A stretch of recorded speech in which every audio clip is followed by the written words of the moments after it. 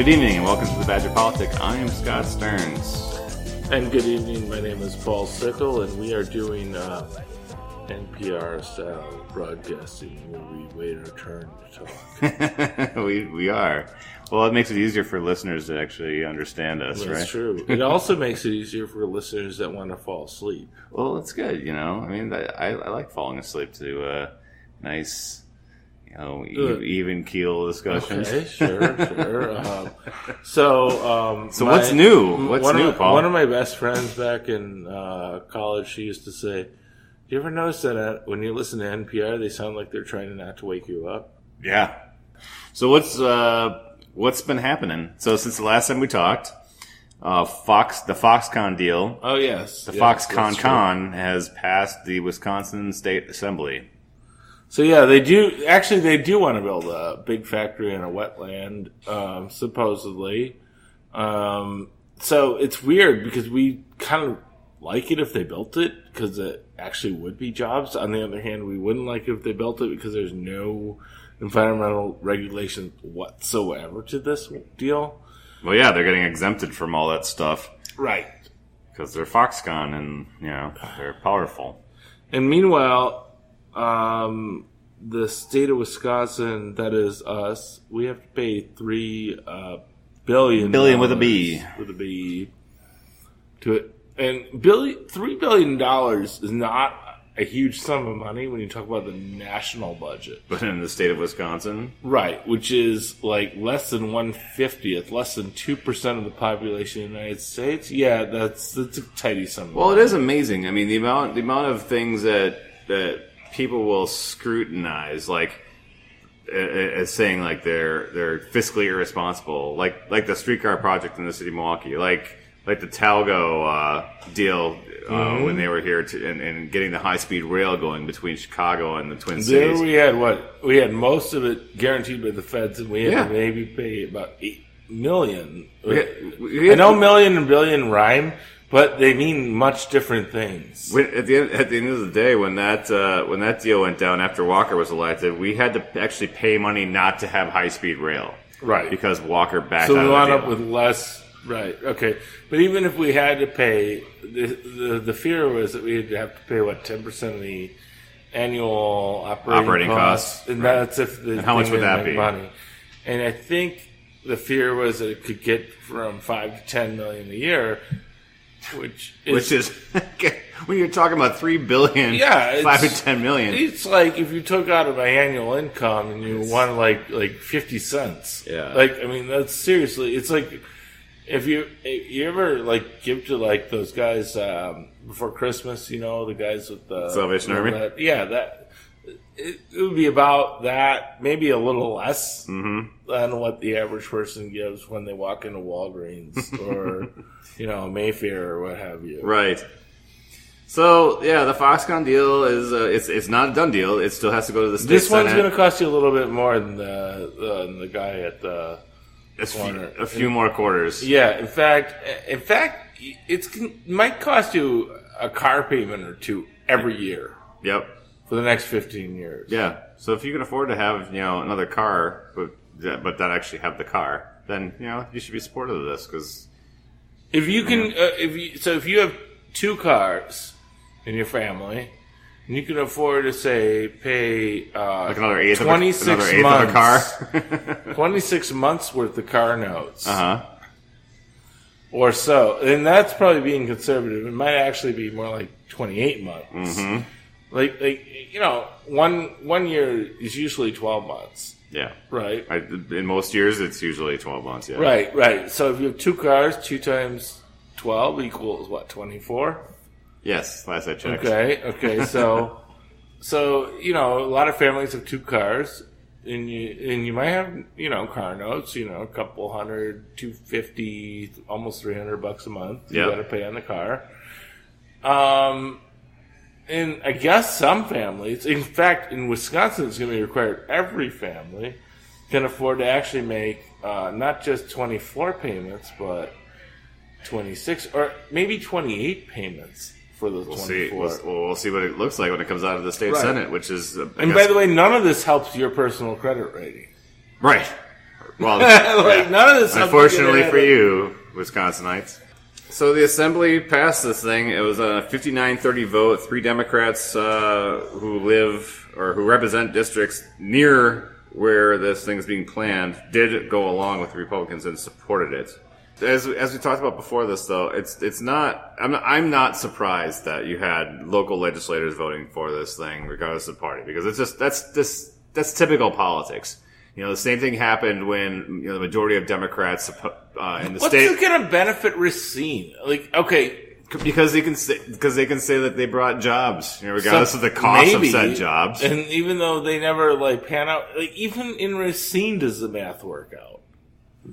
I mean, seriously, it's such a giveaway that I don't know. I mean, I've been to Racine within the last 2 weeks. Yeah. It doesn't look like they have a lot of extra taxpayer money hanging around. If I was at the school board meeting, it didn't appear that there was just tons of extra money that they could afford to spend on some company from Taiwan. Well, but again, if there's one thing that our current president of the United States has demonstrated is that symbolism has won over substance, at least in the for now. Yes, until we write this shit. And the Democrats from Racine and Kenosha are following the example of our president, is what you're saying. Okay, I'm saying there. So Corey Mason, Todd Olmstead, Peter Barca. Yeah, shame on you. So, is there any chance this bill does not pass the state Senate? No. Basically zero chance. It would take some outstate Republicans to sink the deal. They would have to get enough pressure to really oppose this. There's 20 Republicans in the Senate. Yep. Because the state Senate Democratic Committee has done such a great job in recent years of helping us go from 15 seats down to 13 seats, even long after the redistricting. Mm-hmm. But anyway, so we're going to have 20 Senate Republicans. Would 6 of them break and vote no? Highly unlikely. Highly unlikely. I mean, Walker the further you get from Racine and Kenosha, probably the more likely it is. Walker's preservation is riding on this and his future career as a national figure in the party. So they're going to pull out all the stops, all the bribes, whatever they got to do to get this thing done. Where it coming into play? Well, I could see where it coming into play is the guys like Petrowski and I would expect there probably will be a few defections because they'll allow that. They don't need every Republican. Just like if I'm Petrowski and Moulton, I'd want to be no because I don't want to face my electorate next year. Yeah. Haven't voted for this monstrosity. All right, saying we're going to turn over $3 billion as to to jobs that may or may not employ Wisconsinites. Right, just like the excuse of I want to support Governor Walker. That's not going to fly. Well, especially because we have the latest Marist poll numbers that came out, and he's not doing that well. Right? No, it's so the Marist poll is saying that Scott Walker's favorable score is 39% to 53%. Interestingly, 7% have either never heard of Walker or are unsure how to rate him. Which, A, I don't know how you don't know who the guy is, but B, I don't know how you don't have an opinion at this point. On that, though, since 2012. Yeah. Or 2011, actually, right after he took office, that it's remarkable how high the approval/disapproval is on Walker. Yeah. I mean, it's never usually most governors, it's 12 to 20%. Sure. Left to the imagination or whatever. Usually it's 46% approved, 34% disapproved. Whatever it is. But with Walker, it's always been 46 to 47. Yeah, or something like that. Or whatever it is. It's always underwater. The Marquette poll 47, 46. Last Marquette poll was 48, 48. Right, which is the closest Walker's been in a while, and it did show some rebounding. I think he was hiding under the shadow of Trump for a bit. Well, I think he got a boost because they were putting together the budget, and he was agreeing to boost UW funding by a little bit. But then Walker decided to have a fundraiser with Trump, and then Walker decided to get behind Trump Care, and then. Then he said Ron Johnson's okay to doubt Trump Care, but then he still supported Johnson supporting it. And then, so now Walker's kind of getting dragged down by Trump. Well, he's building up a record versus, right. It was a whole and lot of pomp and circumstance. And then he jumps the shark with Trump and appears at the White House with Trump and Paul Ryan for this stupid Foxconn deal, which is just a terrible deal for anybody except maybe a few people near. It's crony capitalism at its worst. I doubt it. Right. I'm trying to think of what the average. This is assuming the Foxconn comes through on their pledges. Well, yes, of course. Which they have a 0% history of doing. Their track record is not good on fulfilling their promises. I mean, what if the Tooth Fairy said, we're going to create 13,000 jobs in Racine? Could the Tooth Fairy... I like teeth. As a representative from Racine, I would vote for that deal. Right. I support the Tooth Fairy. What the fuck? Anyway, this is cost Walker, I think, in credibility. It's like made him look like just a spendthrift and the cost of Wisconsin taxpayer, that is. As we talked about last week, it's going after what has historically been his strength. He rose to power by, rightly or wrongly, having this persona as a guy who was a steward of the taxpayer, who when he represented Milwaukee County, held the line on property taxes, and then he took that statewide and said, "I'm not going to raise your taxes. Wisconsin's open for business." And now he's favoring an international corporation to come in here, and they're gonna throw a lot of money at them. Meanwhile, you have other companies that we're going to throw a lot of money at them. They're not throwing that much money at us, right? And so, meanwhile, you have other companies like Northwestern Mutual just opened up their new skyscraper downtown. Right. But we didn't give them $3 billion. And if I were them, I'd be like, "What the hell, man?" Yeah, I'd be like, "Hey, give me at least $1 billion."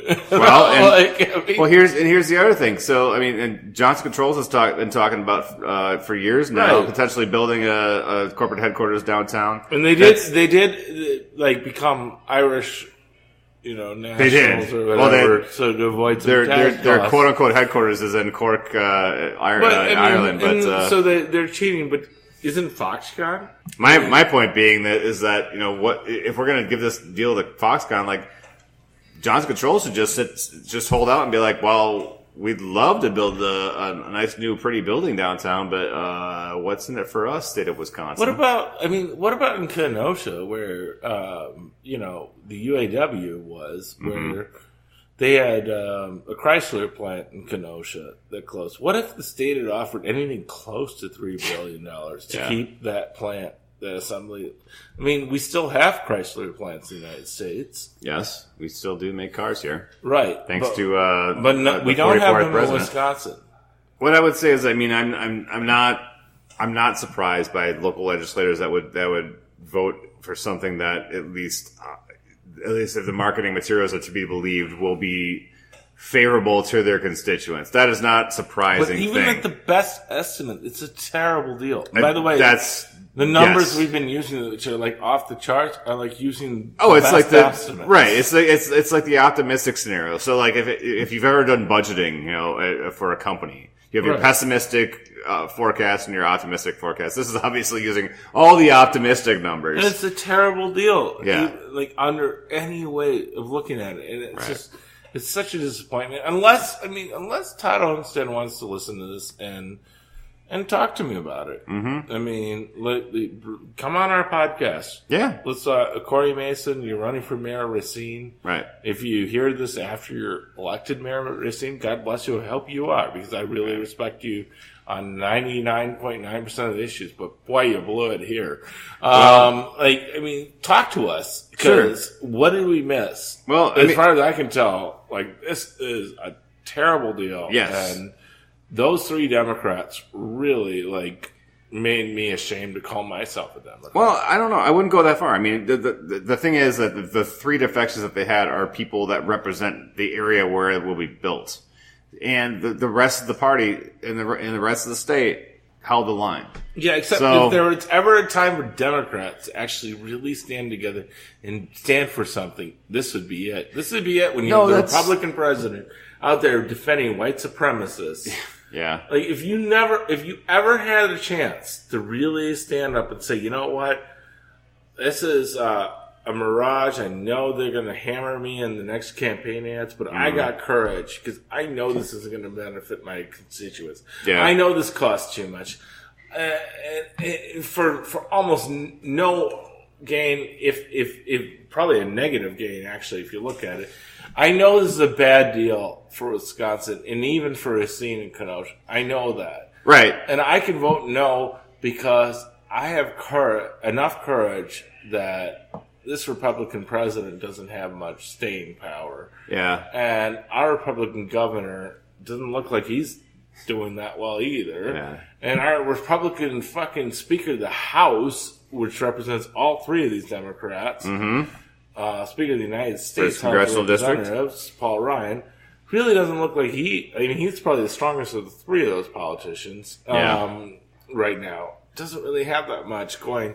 Like, this is a mirage. He's going to have a race, it looks like. I mean, Randy Bryce is raised, what, $10 million?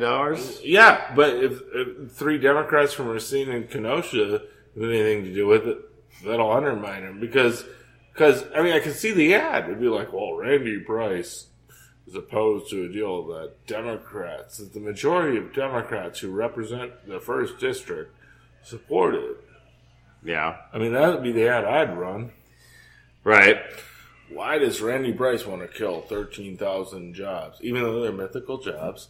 Even though it would be a terrible deal for the Wisconsin taxpayer. I mean, call Randy Bryce. Tell him to stop opposing jobs, 13,000 jobs for Racine and Kenosha. I mean, well, yeah. They're going to pull out all the stuff. And he's an iron worker, so the iron worker union won't do it, but it'll be like, paid for by the independent Iron Men of Wisconsin. Oh yeah, it's just some bullshit. Paid name. for the mustachioed independent Iron Men of Wisconsin. Well, we know what the campaign finance laws are right now, which is basically there are no laws. They'll start running those ads before this Thanksgiving. Oh sure, absolutely. This isn't the headlines. Absolutely. Well, and Randy Bryce is already running some ads. Right, but by the time I already saw some soft money ads pro Ryan. Yeah, it was about. I believe Bryce was going to run some ads tonight on the CNN town hall with Paul Ryan. Okay, well, that's nice, but I mean, at least, but seriously, like, I love Randy Bryce. Mm-hmm. I'm counting on him, but and I think he's doing everything he can. Well, he's. Despite the fact that he's got this Democratic opponent against him, which I don't even support, although she'd be good Congresswoman too, but he's got the better campaign. Yes, well, he's got more of a national profile, and you're shooting at the king, so you got to go with the best one. But I'm fine with there being a primary. Right. I'm okay with that. Right. Because we do have a pretty late primary in Wisconsin. The partisan primary is late in the year. Mm-hmm. So you don't want to just kind of linger, through most of 2018 and then have to scramble to get name recognition. No. So it'll help his name recognition, I think, having a primary opponent because there'll be headlines and his name will be in the paper regularly. Yeah. So I'm fine with it. I'm totally good with it. But at the end of the day, they're going to be able to run, thanks to Corey Mason, Pat Olmstead, and Peter Barca, they're going to be able to run ads that say, Andy Bryce opposed Democratic. Yeah, but I don't party leader. I don't know. I mean, why didn't Randy Bryce stand up call Randy Bryce? Well, Randy Bryce is not a state legislator, so they can have an opinion on the thing, but he's running for Congress. No, but they'll still give you his. That's fine. I mean, let them do that. And they can do that without having to report the money. No, it's crap. And so the state senate's going to take this thing up after Labor Day.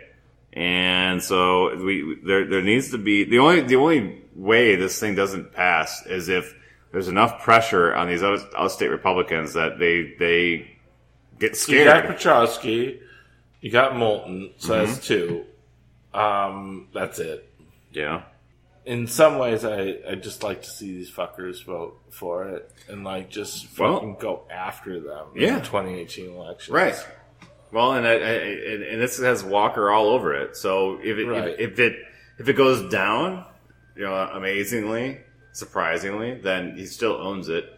If it goes, it's not going to. There's no way it's going. I wouldn't expect it would, but regardless, If it unless Wirtz wants passes and it doesn't pan out, or if or more comes out about the thing over the next year, I would expect it's going to be a significant issue in the campaign. Right. If Wirtz and Olson want to decide, together we're John McCain, then you might have a chance of defeating. Yeah, it's probably that would get likely. you to 14, and then you'd bring in Coles. Again, they're going to pull out all the stops to get these guys on board. Whatever funding they needed new school built in their district. They need a new bridge to be repaired. Absolutely. If anybody wants to call their state legislator, there is a hotline to reach the Capitol, and then you can give them your address, and then they'll route you accordingly to your state senator.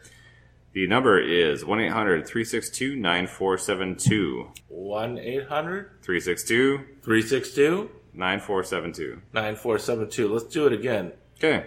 1-800-362 9472. 9472. Yeah. Call your state senator. Let them know what you feel about this thing. Hell the fuck no. Yeah. And then we can move forward. Forward.